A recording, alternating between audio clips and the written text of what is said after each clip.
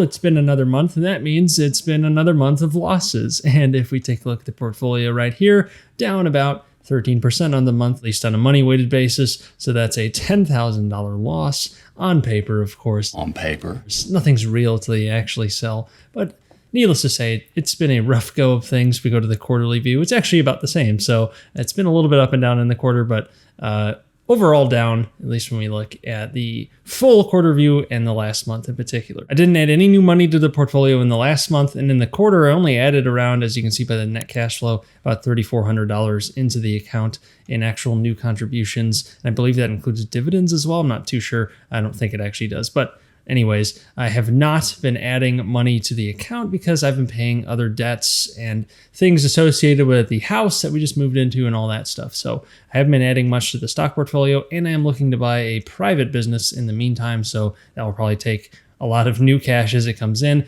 though I do want to start contributing to this again, at least once I get my margin loan paid off. Still have about $20,000 of that to do, so that should get paid down in the next couple of months or so. But in the meantime, I'm looking at different deals, especially within my own portfolio.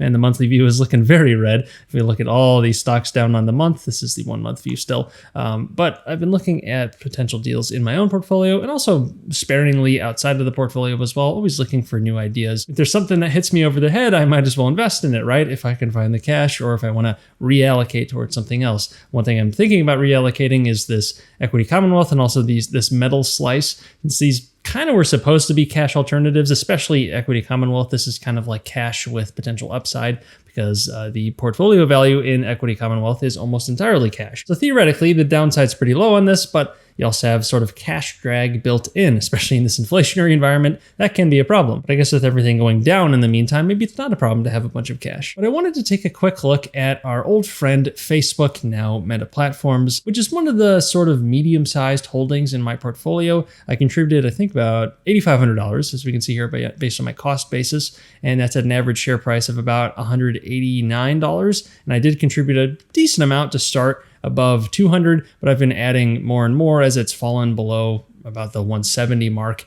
And now it's all the way down to $126 per share. And I wanted to take a quick look again at some of the fundamentals of Facebook / Meta / Instagram, WhatsApp, all the things they have. Reality Labs, of course, being a big news item for them. But I wanted to take a look at Meta real quick, just to take a look at some of the fundamentals and see if this is something I should consider contributing towards or even reallocating some money in my portfolio to add to it, because it seems like it's getting pretty interesting. And if we come on over here to Ticker Terminal to take a look at some of the more in-depth financial metrics, first off, we can take a look at the stock price, and it's actually down 60% on the year, which is kind of crazy when you think about it, especially all the money that Facebook makes, or I keep saying Facebook, it should be Meta Platforms. They are making a bunch of money. They still are.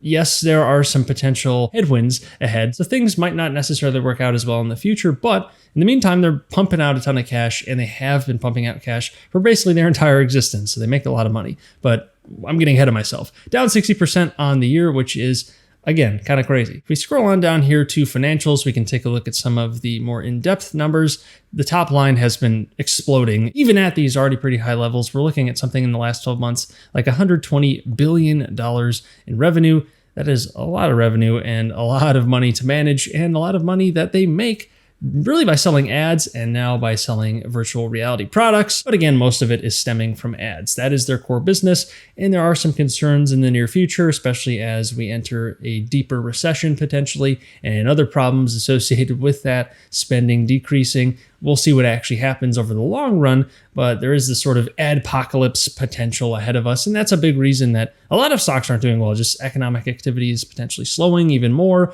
There's a lot of sort of fear in the market and also fear in the general economy. There are plenty of risks out there. It's not like it's all unjustified, but that's what's going on. And you see that with multiples contracting quite a bit in stocks, but also people are expecting earnings to go down too. So we'll see what actually happens, but that seems to be the main catalyst for a lot of the decreases in stocks for Facebook in particular, for Meta in particular. It could be a lot more to do with the amount of spending they're doing on their virtual reality side of things and whether that's actually going to pan out. But I'm once again getting ahead of myself. Taking a look again at the top line, they have grown their revenues really just at an amazing level for a long time. Back in 2016, grew at 50%, followed by 47%, 37%, 26%, 20%, and then a magical year in 2021 of 37% revenue growth. That is just the top line, so you got to look at other numbers too, but in general, revenue growth has been very, very large, though it has seemed to have slowed a bit in that just in the last 12 months, it's only grown a little bit, a couple billion, which is crazy that a couple billion is a little bit, $1 billion. But they do appear to be slowing a bit in their top line revenue growth. Being largely a software business, they have amazing gross margins, 80%, and it really has sat there for a very long time. You're seeing slight compression over the last few years as they potentially move more towards the hardware side of things. There's a lot of actual cost of goods when you sell hardware, whereas with selling ad space, you're selling a digital product. There's really no marginal cost associated with selling more stuff, at least on that side of the business. So it's a really great business to run in that sense, but they are trying to diversify now that they have such a gigantic user base. You're looking for new ways to tap into new revenue, looking for ways to diversify the business, looking for new ways to actually get on the frontier of growth and actually grow the business even more, because it's very hard to grow a business once you reach this sort of massive scale. Let's head on over to the balance sheet and take a quick look at their cash balance. They have about $40 billion in cash and short-term investments, or cash equivalents, really. At least I'm not sure what exactly these short-term investments are, but we'll call it $40 billion in cash. They don't have any long-term debt. They have some leases for their office space and data centers, mainly the data centers, that being a big part of things. But in general, no long-term debt unless you count the capital leases and these other non-current liabilities. But we'll just say no debt for now and call it $40 billion in a net cash position on the balance sheet. And let's go ahead and take a quick look at share count down here. We see that the shares have been coming down pretty significantly, not massively, but significantly, and they have committed in the past to actually doing more buybacks as you could say the company is maturing a bit, or as the stock price is coming down. They are committing to some buybacks to place some capital that way and return money to shareholders, since they don't run a dividend at the moment. But the share count has come down a good bit. Looking back to 2016, they had 2.9 billion shares. Today, they have a bit under 2.7 billion shares, and that is down from last year. So they have been increasingly buying back their own shares, which is a way to return value to shareholders, since there are now less shares outstanding, but you still have the same earnings of the underlying business. So the earnings per share actually grows because there are less shares outstanding. You could sort of look at it like a silent dividend, in that you're not actually receiving cash, but the earnings of your underlying shares are growing on a per share basis. Moving on to the cash flow statement. This is one of my favorite things to look at, is to see how much cash is the company actually producing. What is the actual free cash flow of the business? This is money that can be used for pretty much everything: returning value to shareholders, returning the money via dividend, returning it via share buybacks, among many other things. You can reinvest back into the business, maybe trying to build the new metaverse with all the money you're spending towards it. This is what free cash flow can do. You use it towards really whatever you want. And in the last 12 months, they produced about $36 billion in free cash flow. That is a lot. But though this is down from their big year of 2021, where they had nearly $40 billion in free cash flow, a bit over $39 billion. So that is a worrying sign if that $30 to $40 billion number is not sustainable. Then that begs the question, what's going to be happening in the future? And that's obviously got a lot of investors scared. But 35 billion, 36 billion, whatever it is, it's nothing to scoff at. They are producing a ton of cash flow, and even if that falls in half, it's still a lot of cash flow. Whether the business would be worth holding at this price if cash flow were to fall in half, that's a different question, but regardless, it's a lot of free cash flow. And if we scroll back up to the capital expenditure line item, this is how much money they're spending towards CapEx. This would include something like the Metaverse project and the billions and billions of dollars that they're spending towards that. In 2021, they had about $18.5 billion in capital expenditure, whereas in the last 12 months, it's upped all the way up to almost $23 billion. So they are ramping that up, trying to create that new revenue stream, create that new ideally profitable business, or expand it, since they've had it for a while, but they're trying to expand it in a really monumental way. Whether that actually happens, again, we'll see. You could even say it's not likely to happen. I don't really know either way what's going to really come out of this, but they are producing some revenue in that new virtual reality expansion in that segment that they're doing. But they're pouring billions and billions of dollars into it. I think they poured something like $15 billion in the last year, and they got about $3 billion or so in revenue. That's off the top of my head. I could be wrong about that, but it's something like that. The point is they're getting some revenue back, but it's a deeply unprofitable segment of the business at the moment, and they're pouring a lot of money into it. So that's a lot of what this CapEx spending is. Their cash from operations right here, which is the other side of the free cash flow equation, which is cash from operations minus capital expenditures, that keeps growing. It's staying pretty steady at about $58 billion in the last 12 months, almost $59 billion. And that's up from 2021, which was at about $57.5 billion for cash from operations. So just as food for thought, thought, if they stop spending so much money on the metaverse side of things, they decide to kill the project, it's not making money after a year or two, and they just stop that CapEx spending, that's maybe an extra $7 to $10 billion per year that's back in their pocket that can be used towards something else, assuming the ads business holds up and doesn't fall flat. So we've got to keep that in mind. The CapEx spending could lead to future growth, and it could also be stopped if they decide that it's really not worth pursuing anymore, which would have to happen at some point if the business wasn't working out. I wouldn't encourage them to waste a bunch of money, but you do have to keep in mind that it's not as though if the metaverse business fails, the entire business blows up. It's just one segment of a much larger business, and maybe that segment grows to a big level, and maybe you get something out of it, maybe you don't, but the point is it's one part of many to look at. I think it's crazy that they even have $10 to $15 million a year to just spend towards this rather speculative project to see what might happen. And then they still have a bunch of free cash flow left over. It really says something about the actual cash flow generation of this business. It is truly massive. So doing a very simple discounted cash flow model for Meta stock, we can take a look at what a potential intrinsic value of the stock might be. So for growth rate, I just assume they don't grow their cash flows at all over the next 10 years. That's what these two inputs are right here, since you want to see what the future of their free cash flow might be. I just went ahead and left it at zero. They maintained about $35 billion in free cash flow this entire time. That's what I inputted right here for the year zero free cash flow.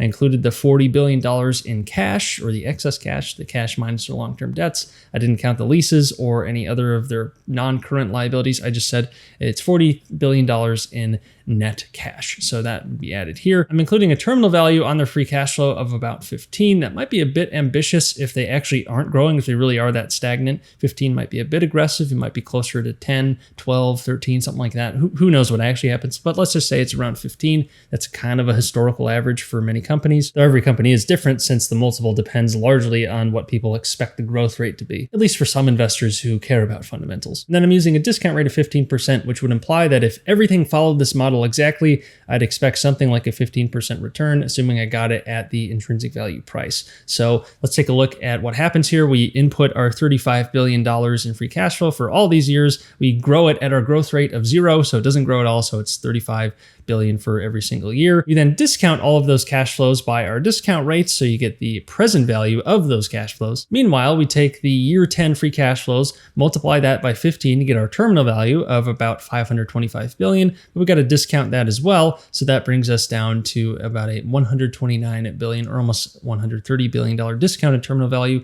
You add up all of those discounted cash flows to get a present value, future cash flows of $305 billion, but we got to add that excess cash back in, so that gets us to $345 billion as an intrinsic value based on this exact model. Whether the market will actually follow this and whether the company actually does this, we'll see what actually happens, because this is a bit of fortune telling, but just to kind of get a rough idea of what would happen if the business didn't grow and the market ended up believing these numbers and assigned this sort of multiple to it. Well, their current market cap is actually around $340 billion, which would imply that they're very close to their actual intrinsic value. Making these assumptions, of course, your assumptions may differ widely. You might even think they shrink. You might think they grow a bunch, but this is what feels like a conservative analysis. No growth for 10 years. Maybe they shrank, of course. You could make that argument, and we could actually plug that in a second. But assuming no growth for 10 years, they just stay at this $35 billion in free cash flow. Maybe they stop the metaverse spending, but by then the ad income falls to some level that causes them to only make $35 billion when they could have made more if the ad business stayed up. But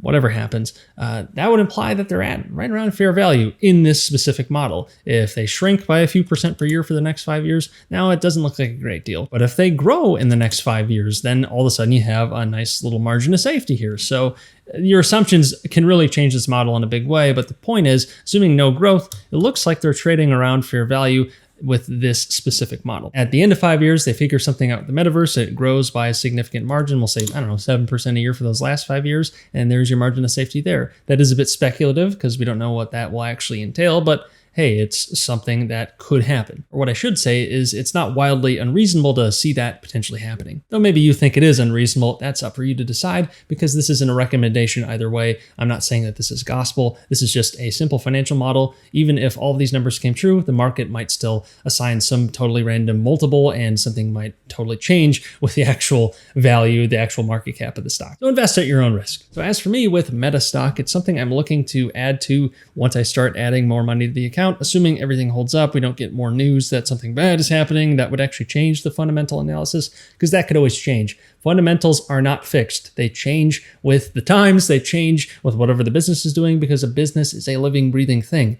People are in it, people make decisions. Those decisions might be great, they might be terrible, and that can change the analysis in a pretty significant way in a pretty short period of time, and that could affect the long term in a big way. But I still own the stock as a significant portion of my portfolio. I do not plan on selling it anytime soon, and I would definitely look to add before I'm selling it, at least for my specific risk tolerance. Again, yours may differ. But in the meantime, guess I'll have to sulk at these, once again, negative returns over the last month, but hey, it's only a loss if you actually sell it. Right? Otherwise, subscribe so you don't miss next month's update, and until next time, take care.